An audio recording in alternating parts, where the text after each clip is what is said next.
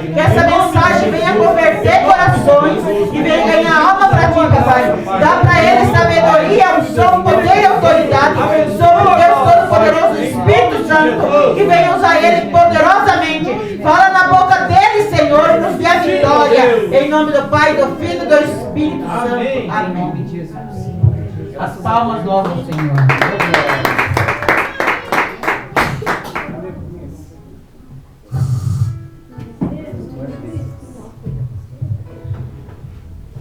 Glória a Deus, glória a Deus.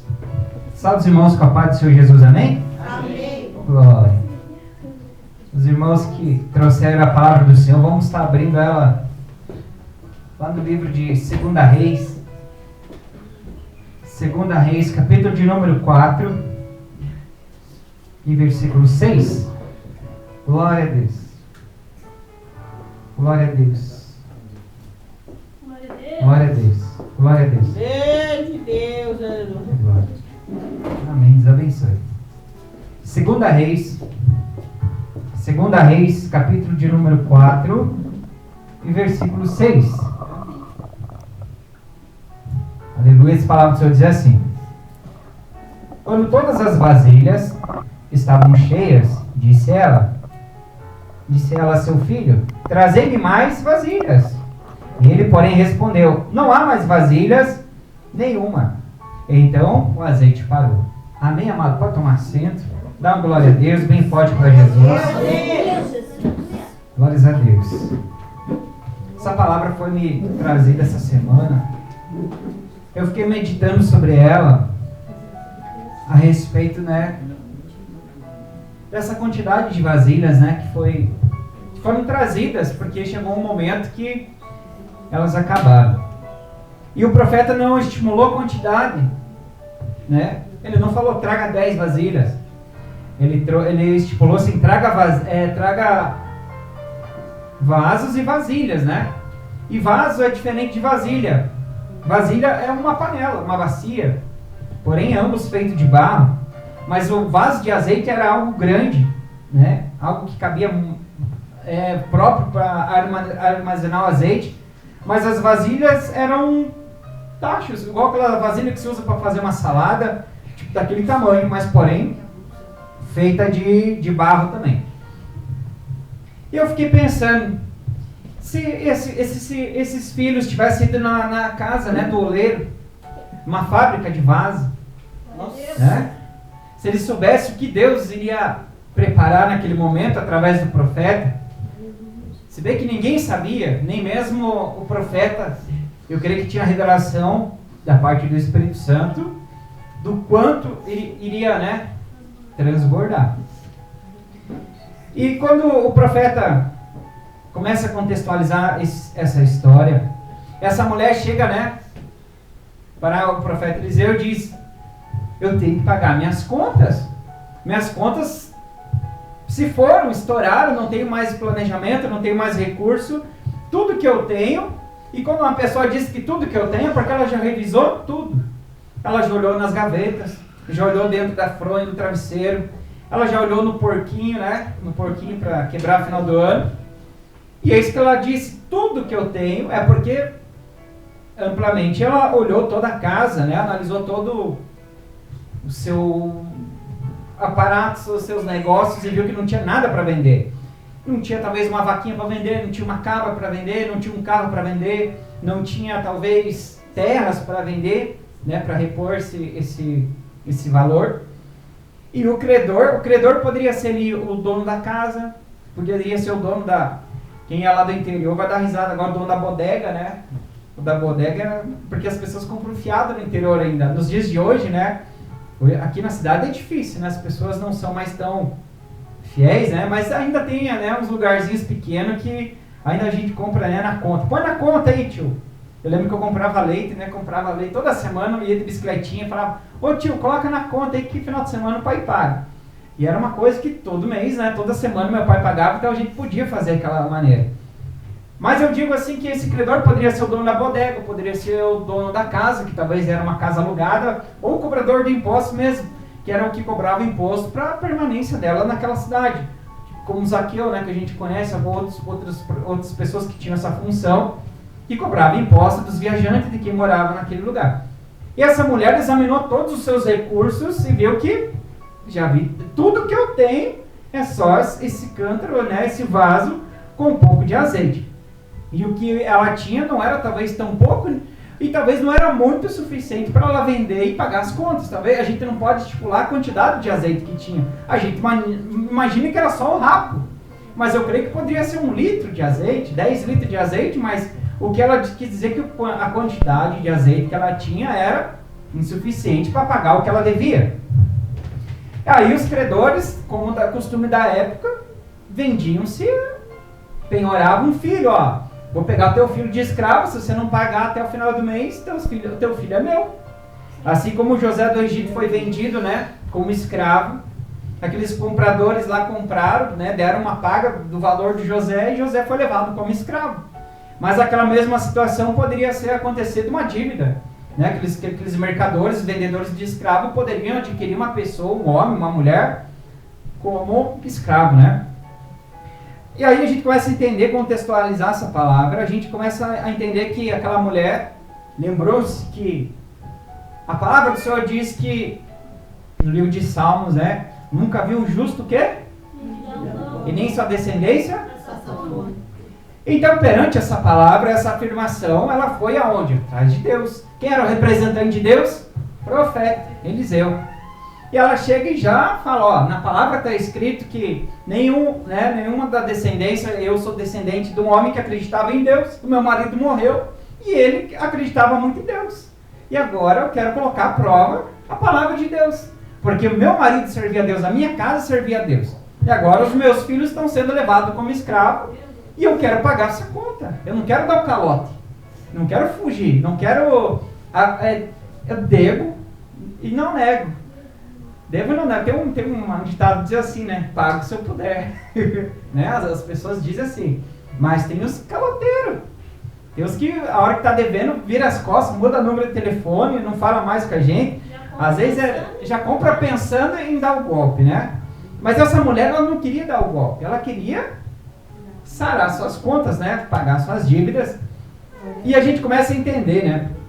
Que o profeta chega para ela e diz, me fala o que tu tem em casa. Ela diz, eu só tenho, né, um pouco de azeite, mais nada.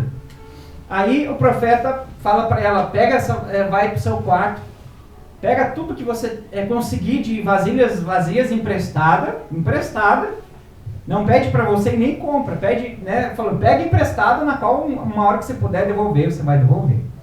E assim foi a estratégia, né? Ela falou, ó, filho, vai lá, pega, vai para a esquerda e você vai para a direita, porque ela tinha 2 filhos e eles foram pegando. Um trouxe talvez uma caneca, outro trouxe uma panela, outro trouxe um vaso, pinico não, né? Pinico é feio. Outro trouxe cântaro e foram trazendo, foram arrebanhando e tudo que eles conseguiram trazer naquele percurso de tempo, levaram para dentro do quarto. E o profeta, né, disse assim, leva para dentro do quarto, fecha a porta. A gente não é bobo, né? A palavra diz, né, que quando a gente fecha a porta do quarto é para fazer o quê? Orar, falar com Deus. Glória a Deus. E aí, talvez, naquele momento, quando ela fecha o quarto, e essa a estratégia que eu quero falar com você. Tem coisas que Deus fala para mim, para você. Eu falo, é uma palavra, assim, questão do financeiro, sim. Tem coisas que Deus vai nos ensinar, vai nos dar estratégia. E uma delas é qual? Todo mês, ninguém sabe o que faz. Dizimar. Glória a Deus. Uma das estratégias realmente é dizimar. Mas se porventura o dízimo não está dando certo para pagar as contas, mas ele está repreendendo o devorador. O dízimo não deixa de funcionar. Mas imagina assim que ela coloca todas aquelas vasilhas para lá e para cá, não tem mais o que fazer. E ela fecha a porta do quarto e fica olhando para o céu, e agora? E agora? Né? Tá aqui, Deus, o que eu vou fazer agora? Mas eu entendo que Deus, Ele sempre dá a estratégia para a gente fazer, para a gente começar a fazer.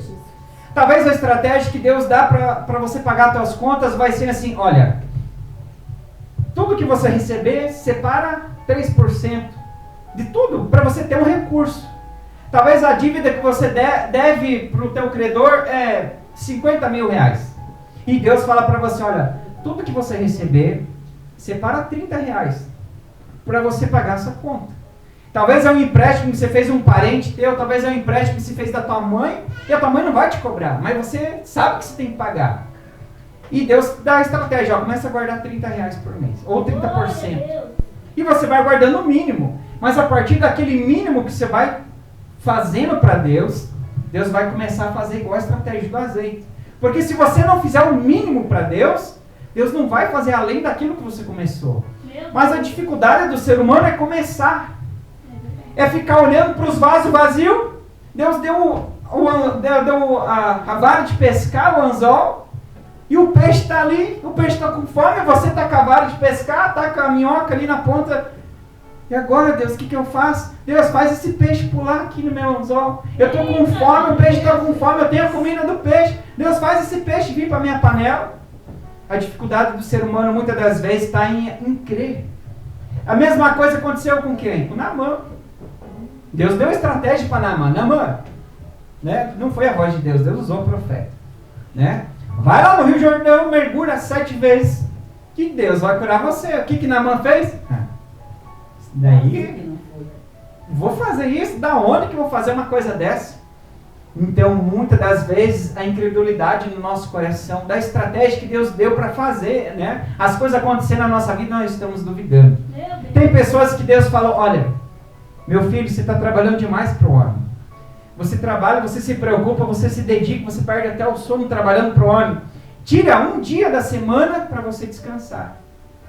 Aí o que acontece naquele dia de semana? Não estou trabalhando no meu serviço, mas eu posso fazer outra coisa, porque não é o meu serviço. Talvez naquele dia que Deus direcionou para você descansar, mas o descansar não é descansar. Aquele dia que você guarda para Deus é o dia que você pode ler a Bíblia, é o dia que você pode fazer um curso de teologia, você pode ler um livro a respeito de finanças, testemunhos financeiros ou qualquer outra coisa para te auxiliar na obra. O que você faz? Não, o sábado Deus mandou guardar, mas não estou dizendo que a nossa religião manda você guardar o sábado, mas tem pessoas que Deus dá estratégia. Deus dá estratégia, olha, faz a minha vontade, faz a minha obra, guarda esse dia e descansa. Porque eu vou multiplicar muito mais a tua vida se você obedecer. Glória a Deus. Aí a gente pega naquele sábado, vai fazer mudança do amigo. A gente pega aquele sábado, vai talvez fazer faxina na casa da mãe, da tia, do tio. Então fique trabalhando no tempo, já que você vai desobedecer, desobedeça de uma vez, que a desobediência é a mesma. A pessoa, Deus dá a estratégia, né? Coloca os vasos, vai pedir vaso emprestado. E ela pede os vasos emprestados, e na hora de encher, o que ela vai fazer? Ela vai passear, vai bater perna. Entendeu? Então a gente é negligente, somos negligentes com o propósito de Deus, quando Deus determina coisas simples. E Deus é um Deus das coisas simples para nós, aos nossos olhos, mas grande é Ele. Ele não é simples. Ele é das coisas simples para nosso entendimento. Aí Ele fala, olha, quer mais poder, quer mais autoridade? Busca mais, ora mais, jejum um pouquinho mais. Busca a minha presença um pouquinho mais. O que a gente faz? Eu não consigo, pastor, ora por mim, porque Deus está revelando as coisas, eu não estou entendendo. Vamos dar esse exemplo, né? Deus já te deu o dom. O que você tem que fazer mais? Buscar o quê? Um pouquinho mais de discernimento. Ele não está proibindo, nem negando isso de você. E você que não tem dom nenhum, o que você vai começar a fazer? Buscar. Ele não faz acepção, você não vai falar em língua, você não vai. Você vai ter dom de revelação, mas você não vai. Não.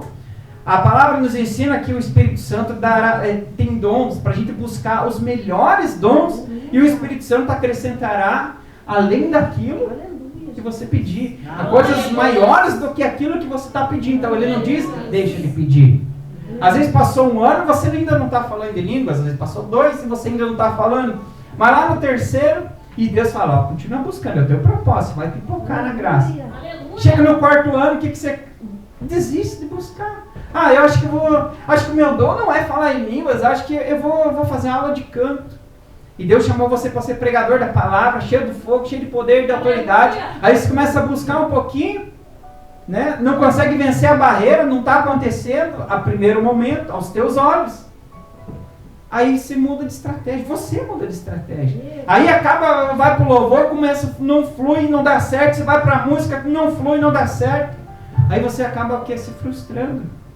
Aí se você perguntar a Deus, por que não está dando certo? Ele vai falar, volta lá no início, o que eu mandei você fazer? Busca mais o quê? Busca os vasos, busca mais vaso, busca mais vaso. O que é buscar mais vaso? É mais espaço para descer toda a unção que Deus tem para derramar sobre a tua vida.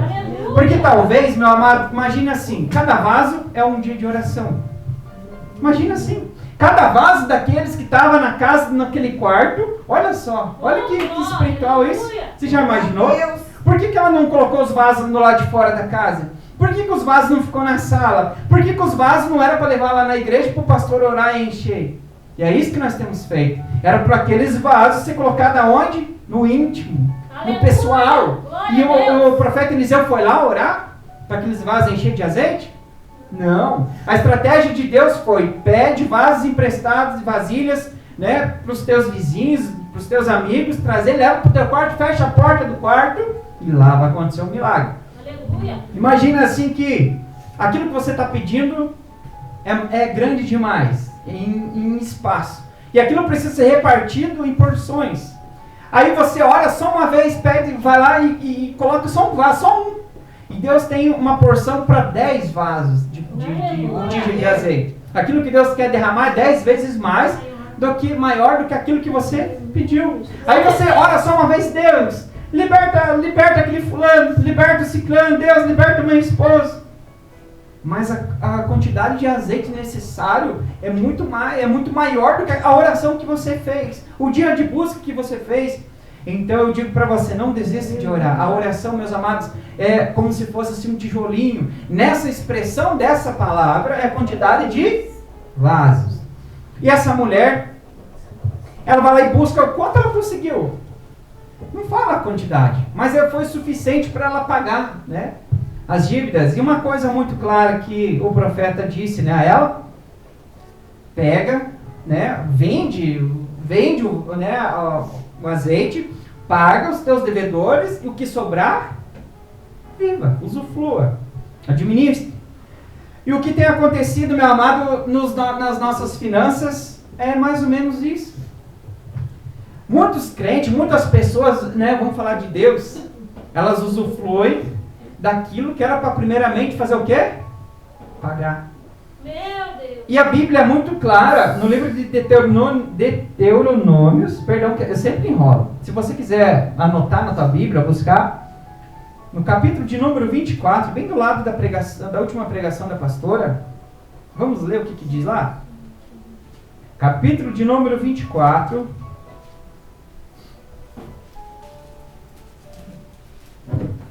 Deuteronômio, capítulo de número 24, versículo de número 14. Vamos ver o que diz a palavra? Vai anotando aí, deixa anotado na tua Bíblia para você. Se um dia você precisar, algum caloteiro, principalmente se for crente, e você precisar esfregar na cara dele que para ele ser crente, primeiramente ele tem que pagar os seus devedores, seus credores, vamos ter um respaldo aqui. Ó. A palavra diz assim, Deuteronômio, capítulo de número 24, versículo 14. Não explorarás, deixa eu tirar o clipe aqui que estava bem em cima, o assalariado, pobre e necessitado, seja ele teu irmão, seja ele estrangeiro, ou more na tua terra ou nas tuas cidades. Na tua Bíblia talvez esteja o jornaleiro. Então, o jornaleiro quer dizer jornada, é a pessoa que trabalha a diário. Talvez podia ser o diarista, né? A diarista ou o diarista que trabalha por dia. Então, vamos lá. Não explorarás o jornaleiro. Na minha Bíblia está o assalariado, pobre e necessitado. Seja ele teu irmão, seja ele estrangeiro, que mora na tua terra ou nas tuas cidades.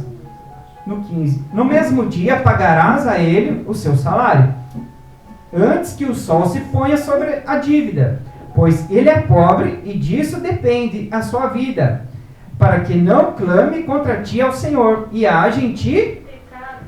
Então, se você ficou devendo, meu amado, é por isso que essa mulher entendia da Bíblia. É por isso que essa mulher entendia que ela estava em pecado. Ela estava em falha porque ela estava devendo.